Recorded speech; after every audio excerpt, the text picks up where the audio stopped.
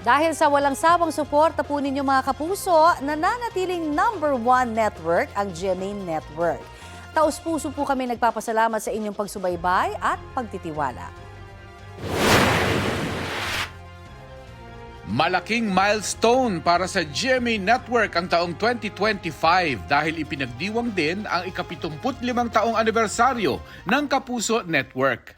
75 taong pagbibigay ng malinaw, patas at mapagkakatiwalaang balita, mapangmulat na mga dokumentaryo at iba't ibang programang nagbibigay ng ngiti at saya sa mga Pilipino saan mang sulok ng mundo. At nito ngang 2025, napagtibay ng GMA ang pagiging #1 matapos makapagtala ng 86.2% net reach mula January hanggang December 2025. Batay sa datos ng Nielsen Television Audience Measurement, katumbas yan ng 62 million viewers. Kung isasama pa ang GTV, iHeart Movies at Heart of Asia, sumatotal na 63 million viewers ang naabot ng GMA Network. Dinomina rin ng Kapuso Programs ang top 30 most watched list sa bansa base sa aggregate ratings. Pinangunahan ng award-winning magazine show ng GMA Public Affairs na Kapuso Mo Jessica Soho ang 27 programa mula sa GMA. Sinundan niya ng primetime newscast ng GMA Integrated News ng 24 oras. Pasok din sa top 30 ang 24 oras weekend. Pati ang mga dati at kasalukuyang GMA Prime shows tulad ng Encantadia Chronicles, Sangre, Sanggang Dikit for Real at iba pa. Mga kapuso, hindi nyo lang kami sinuportahan sa telebisyon, kundi pati rin online. Ang GMA ang top Southeast Asian creator sa loob ng halos 2 taon.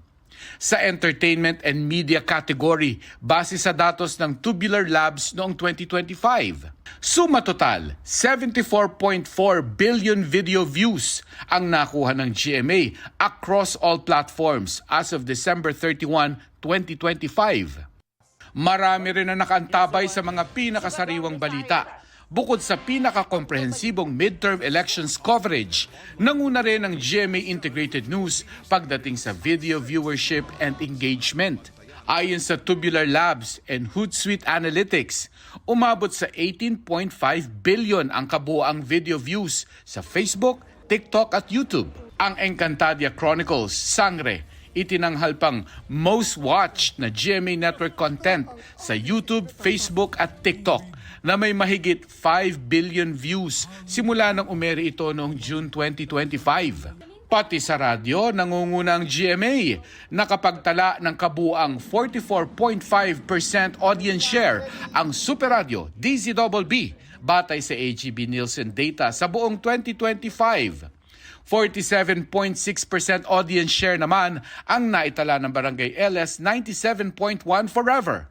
Sa labas ng Metro Manila, numero 1 rin sa mga tagapakinig ang GMA radio stations.